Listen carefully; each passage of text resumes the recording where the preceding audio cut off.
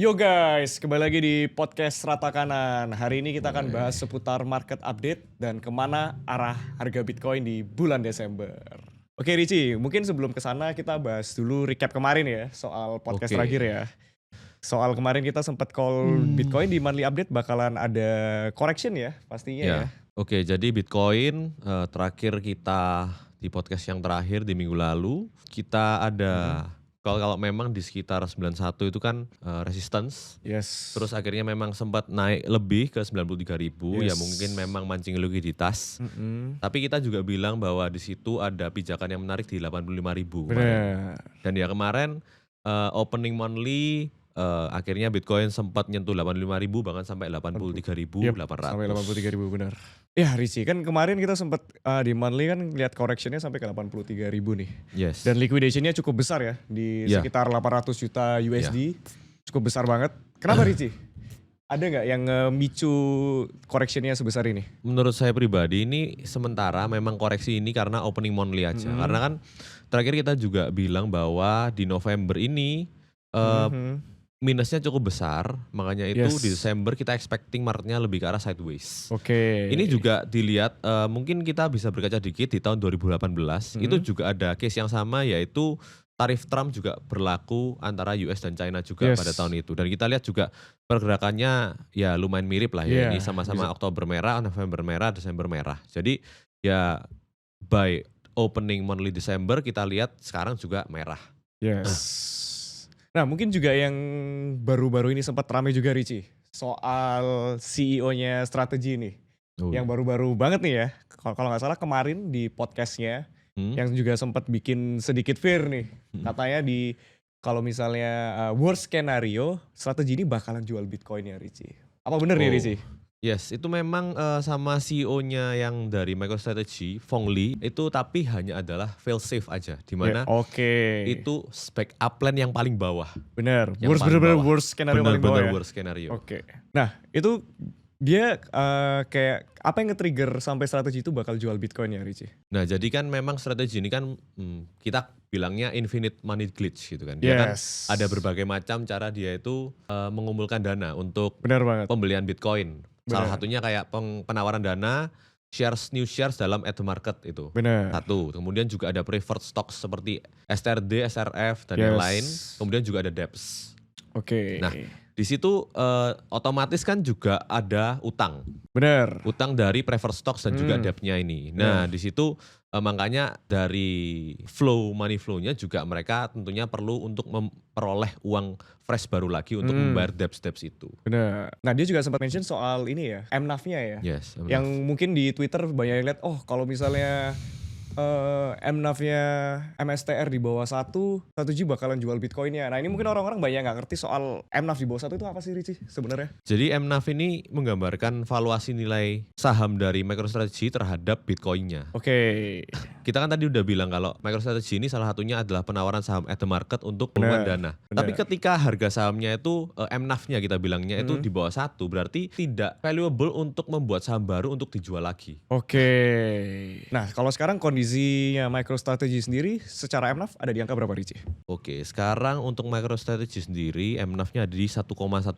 Oke, ada di 1,15 ya. Tapi kalau sebagai konteks lagi, barusan kemarin kan strategi juga borong Bitcoin lagi ya. Ya. Sekitar 130 Bitcoin dan sekarang strategi sendiri udah hold 650.000 Bitcoin. 650.000 Bitcoin. Nah, MicroStrategy sendiri average Bitcoinnya juga ada di angka 74.000 teman-teman. Yes, 24.000. Ya ini bener-bener baru aja ya pembelian di 1 Desember kemarin. Yes. Bener-bener kemarin. Nah, kalau mungkin yang belum paham ini ya. Jadi kalau kalian perhatikan strategi itu selalu announce tuh di hari Senin setiap minggunya.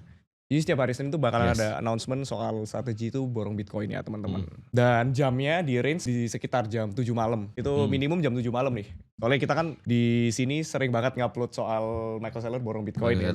Jadi kita bisa ngeliatin skenario-nya strategi nih. Jadi di setiap hari Senin jam 7 malam WIB sampai jam 8, 9, 10 itu jam announcement-nya strategi untuk memborong Bitcoin teman-teman. Nah Ricci, kan kemarin Bitcoin ngalamin koreksi ya. ke Yes. angka sekitar 83.000. Ya. Tapi kalau dilihat-lihat emasnya malah naik nih Ricci Oke, nih. emas ya. Kenapa nih Ricci? Ya emas ini memang ya masih menarik ya untuk di mata investor ya karena kan sekarang masih ya kita bilangnya sentimen risk off. Yes. Jadi emas salah satu alternatif investasi yang sangat menarik di mata investor saat Bener. ini. Kemudian apalagi sekarang desas-desusnya akan Fed juga udah mulai stop QT Bener. dan juga selain itu Per 1 Desember ini ya. yes. Kemudian juga selain itu di nanti kita kan FOMC meeting 11 Desember ada kemungkinan rate cut juga lumayan Yes. tinggi. Jadi dengan sentimen resiko yang lebih kecil mungkin investor itu lebih banyak prefer ke emas. Ya. Nah, kemudian juga kalau di emas kita bilang di kripto ada contohnya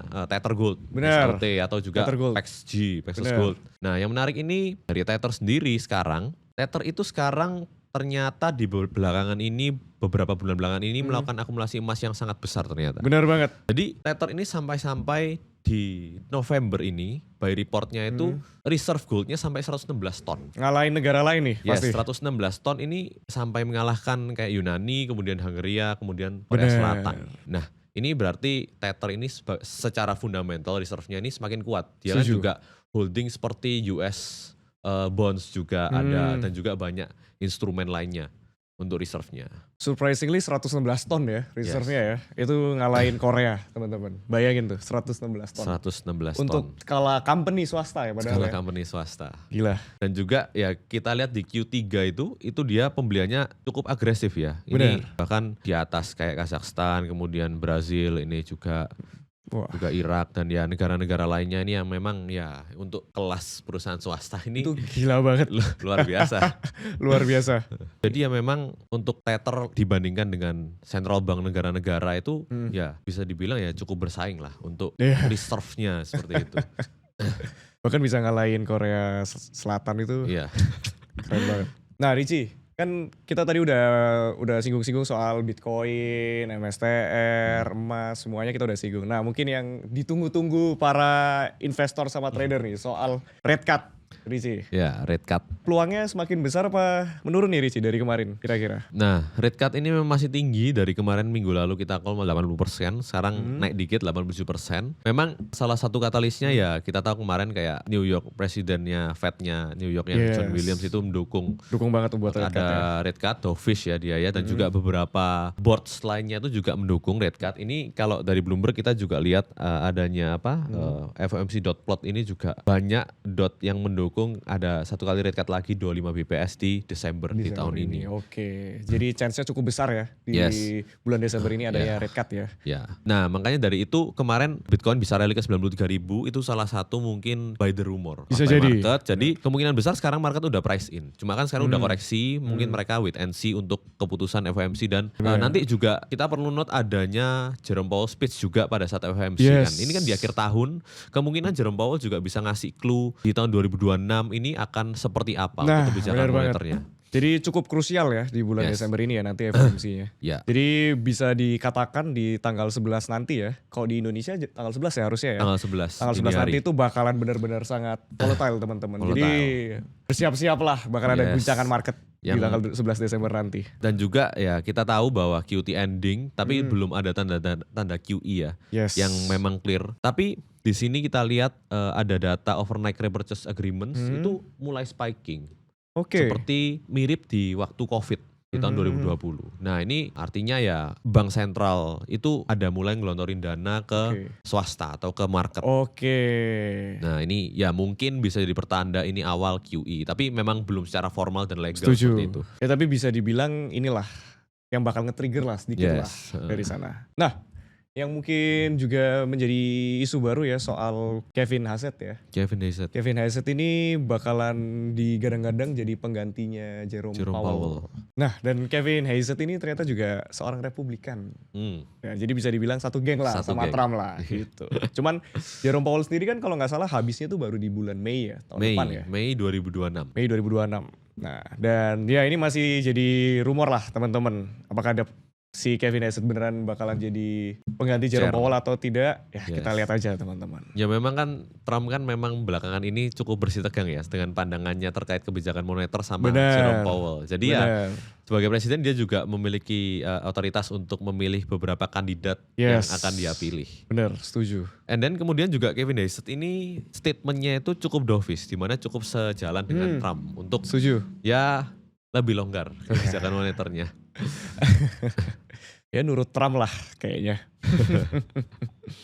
Nah Richie, dalam waktu dekat kan bakalan ada Ethereum Fusaka upgrade ya. Yes, Fusaka. Sekitar 3-4 Desember ya. Ya. Kita lihat mungkin bisa dibahas soal teknikalnya Ethereum-nya nih. Oke, technical Ethereum. Ya memang Fusaka ini tanggal 3 ya pengumumannya, tapi biasanya di kita waktu Asia ini biasanya tanggal 4 Desember gitu, ya, oke. Cara formalnya. Nah ini kalau dari technicalnya Ethereum sendiri, sebenarnya lebih ke arah sideways untuk short term. Karena untuk sekarang itu cenderung mengikuti harga Bitcoin, masih tetap mengikuti harga Bitcoin. Dimana Bitcoin ini juga sekarang sentimennya masih cukup bear juga secara short term. Dan sideways mungkin ranging sekitar antara 80-90 ribu gitu. Makanya Ethereum sekarang juga masih belum ada tanda-tanda penguatan. Nah mungkin kemarin juga Ethereum kita udah bilang kalau memang level sekitar resistance itu di sekitar 3.000-an. Itu yang dia mungkin akan ada mungkin penurunan lagi. Dan ya untuk support areanya yang menarik sih sebenarnya mulai dari 2.500 ini sampai sekitar 2.300 ini. Nah tapi mungkin yang teman-teman sudah sadari juga selama beberapa minggu belakangan ini Bitmain masih sering akumulasi Ethereum ya.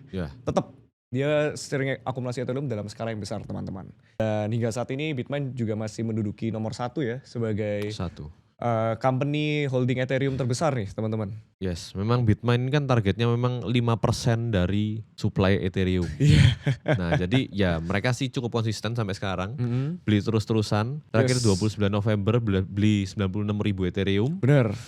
Sebelum itu minggu lalu beli lagi 69.000, minggu lalunya beli lagi 54.000, jadi ya cukup konsisten ya. Cukup konsisten ya, kayaknya dia juga ya ada preparation lah untuk Fusaka nanti. Dan holdingnya juga udah di 3,7 juta teman-teman, Ethereumnya ya. 3,7 juta itu around 10,4 billion USD. Menjadi yang paling besar teman-teman.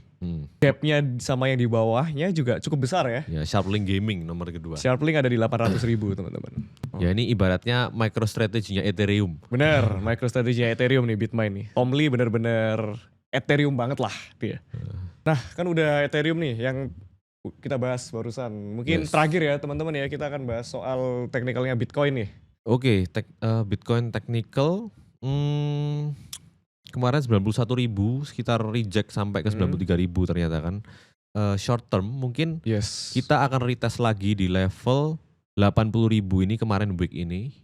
Memang kalau misal 85.000 ini nggak kuat ternyata. Kemarin kita bilang bahwa pijakan di 85.000 ini kalau memang ada penguatan di mana Bitcoin dapat sentimen news yang cukup bagus, entah apa misal ada QE atau apa news yang bagus ya, itu bisa jadi rally untuk reclaim 91.000 ini yang jadi level cukup bullish untuk kenaikan lebih lanjut. Tapi ternyata ini terlihat kemarin opening monthly-nya langsung agresif turun.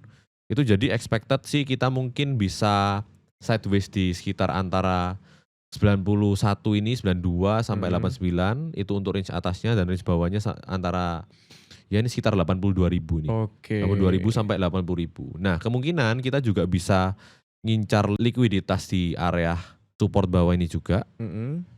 Itu mulai dari 78 sampai ini 75.000 ini. Nah, ini memang likuiditasnya cukup kuat ya. Terakhir rejectnya cukup kuat. Setelah dari ini ya Bitcoin sendiri dari 75 ini langsung rally ke 126 kemarin all time high. Jadi ya kemungkinan akan ada sweep ya di sini, sweep pancingan, tapi ya most likely kita akan sideways di sekitar level ini. Kalau di 74 deket banget ya sama average-nya strategi ya.